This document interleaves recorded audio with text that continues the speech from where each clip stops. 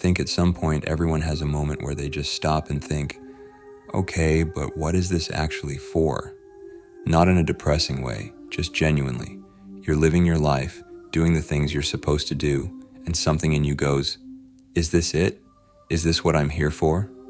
That question used to make me uncomfortable. Now I think it's the most important question a person can ask. And today I want to share what the Catholic faith says the answer is. Because it's not what most people expect. It's deeper, stranger, and honestly more hopeful than anything else I've come across. And we're going to start in a place most people never think to look. Before we get to the Catholic answer, let's be honest about why this question is so hard. Most of the answers our culture offers sound reasonable at first. Be happy, find your purpose, leave a legacy, follow your passion. Good things, right?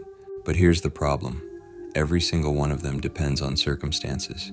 What happens to your sense of meaning when happiness disappears? When the passion fades? When the legacy you built gets forgotten? They all eventually crack under pressure. The Catholic answer is different. It doesn't start with what you can achieve or feel. It starts with something much more fundamental. It starts with what you are. The Baltimore Catechism, one of the most widely used Catholic teaching documents in history, opens with two questions. Who made us? God made us.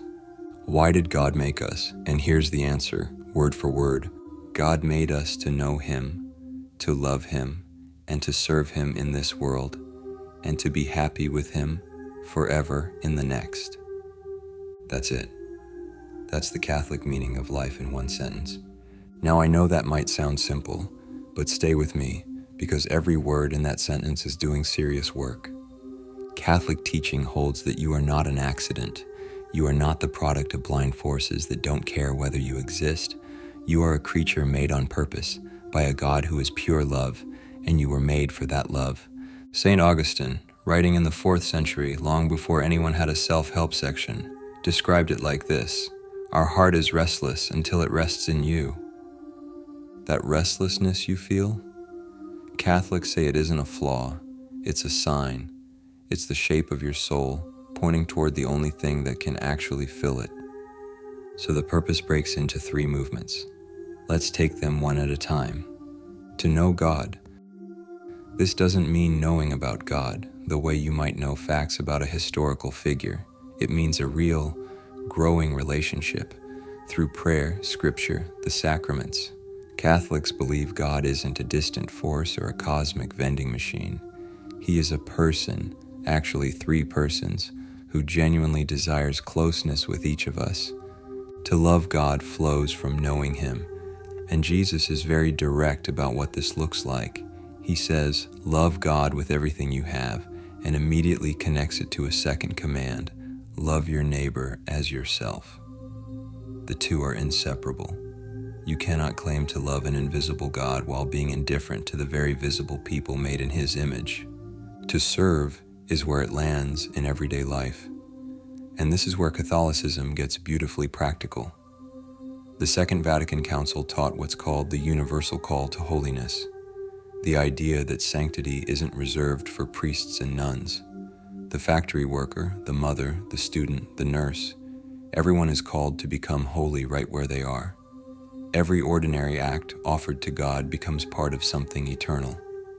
Now here's where the Catholic vision really sets itself apart. The Catechism's answer doesn't end with this life. It ends with, to be happy with Him forever in the next. Theologians call this the Beatific Vision, the direct, unmediated experience of God Himself. Not clouds and harps, not a vague spiritual feeling. Complete union with infinite love, truth, and beauty. It is the answer to every longing you've ever had, and more than you could imagine. St. Thomas Aquinas argued that every human being is oriented toward a final good, and that nothing short of God can fulfill it. Not wealth, not fame, not even the deepest human love, as beautiful as that is. This changes everything about how Catholics see daily life. Because if that destiny is real, then nothing here is meaningless. Every moment of suffering, every act of love, every ordinary Tuesday, it all carries eternal weight. Your life isn't just the years between birth and death. It stretches beyond time itself. Now, Catholicism is honest about something that a lot of modern spirituality tries to skip over. We are broken. The doctrine of original sin doesn't say human beings are worthless. It says we are wounded. We know what we should do and often don't do it. We chase things we know won't satisfy us. There's a gap between the life we were made for and the life we actually live. That's why Catholicism isn't just a philosophy, it's a rescue. The central event of all history in Catholic teaching is God becoming human in Jesus Christ, and then dying and rising to bridge that gap. Christ doesn't just show us the meaning of life, he restores our capacity to live it. Through the church and the sacraments, God offers what's called grace, not just forgiveness, but a real transformation, a participation in his own life. And then there's the cross. Catholicism doesn't sanitize suffering, it redeems it. Jesus says, "Take up your cross and follow me." Every hardship, united to Christ's suffering, becomes meaningful, even sacred.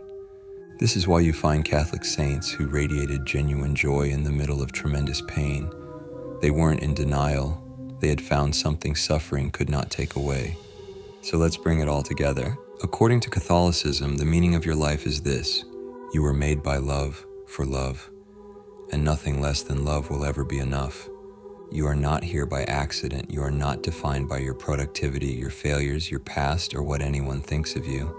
You are a creature made in the image of God with an eternal destiny, and every single day is an opportunity to move toward, or away from, the fullness you were made for. This vision doesn't make life easier, but it makes life meaningful in a way that can survive anything: grief, failure, illness, death itself. Augustine was restless until he found God. Aquinas devoted his life to understanding truth. Teresa of Avila, Thérèse of Lisieux, John Paul II, each one in their own way arrived at the same conclusion. This is what we're for, and the invitation is open to anyone. Whether you're a lifelong Catholic, completely new to this, or somewhere in between, that question you carry, what am I here for? The Church's answer is, you are here to be loved by God and to love Him back, and that love is the only thing that lasts forever. If this raised more questions for you, good, it should. Drop your biggest question in the comments. I read everyone and it helps shape future videos. If this was helpful, share it with someone who's been sitting with that same question. And subscribe if you want to go deeper, because we're just getting started. Until next time, keep asking, keep searching. The truth is not afraid of your questions.